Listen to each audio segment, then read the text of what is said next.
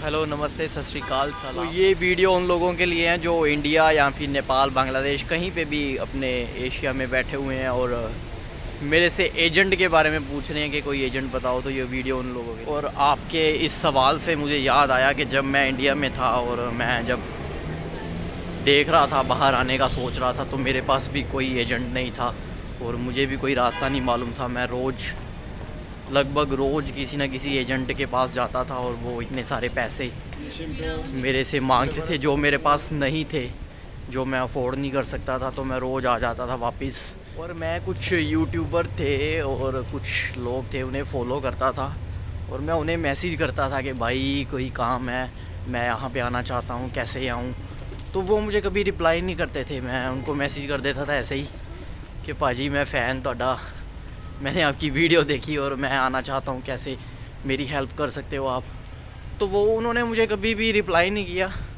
उसका कारण मुझे अभी पता चलता है, जब मैं यहाँ पे खुद हूँ तो तब मुझे उसका कारण पता चलता है कि ऐसा क्यों था, उन्होंने मुझे कभी कोई रिप्लाई क्यों। क्योंकि भाई बंदा खुद बड़ी मुश्किल से कैसे ना कैसे करके जुगाड़ करके निकलता है घर से, और जब वो यहाँ पे आ जाता है तो उसकी लाइफ में और भी बहुत से काम, बड़ी परेशानियाँ और बहुत कुछ होता है।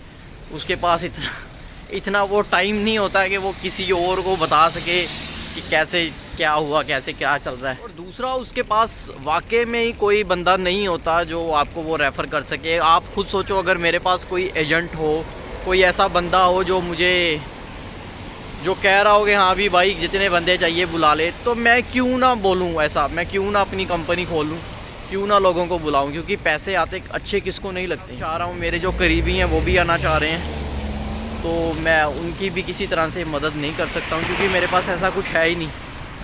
जब मैं आया था तो रेफरेंस के थ्रू आया था। उस समय कंपनी में बोला गया था कि अगर आप किसी को बुलाना चाहते हो, आपका कोई बंदा है तो बुलाओ। तो मैं अपने पाजी के ज़रिए आया था, किसी की रेफरेंस के ज़रिए। तो अभी मेरे पास ऐसा कोई भी बंदा नहीं है जो ऐसा काम कर रहा है। और रही दूसरी बात, अगर आप इंडिया में बैठे हैं, मैं सिर्फ आपको यही कहना चाहता हूँ कि आप सब्र रखें, हिम्मत रखें। अगर आपका बाहर आना लिखा हुआ है कि आपने बाहर जाके काम करना है, ये पहले मैं इस चीज़ में यकीन नहीं रखता था, लेकिन जब से ये मेरे साथ ऐसा हुआ है, तो अगर आपका तय है, अगर आप भगवान ने लिखा है कि आपने बाहर जाना है, तो आप ज़रूर जाएंगे। आज नहीं तो कल कोई ना कोई ज़रिया ज़रूर बनेगा और आप बाहर पहुंच जाएंगे। अगर आपका नहीं है तो कुछ लोग एयरपोर्ट से भी वापस आ जाते हैं।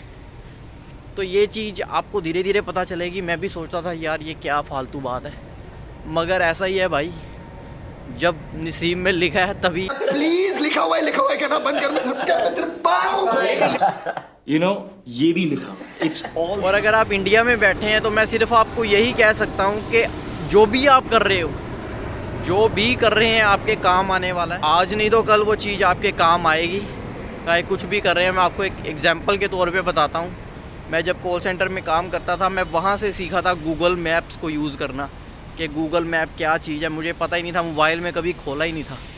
तो मैं वहाँ से सीखा हूँ गूगल मैप कैसे यूज़ करते हैं। तो आज मैं यहाँ पे जब भी कहीं नई जगह जाना होता है तो मैं गूगल मैप का इस्तेमाल करता हूँ। तो कहने का मतलब ये है कि आप कुछ भी कर रहे हैं अभी, उसे अपने पूरे मन से करो और अपना टाइम ख़राब ना करो कुछ ऐसे रिश्तेदारों में, ऐसे दोस्तों में जो आपके कभी काम नहीं आने वाले, जो आपकी तरक्की को लेके खुश नहीं है।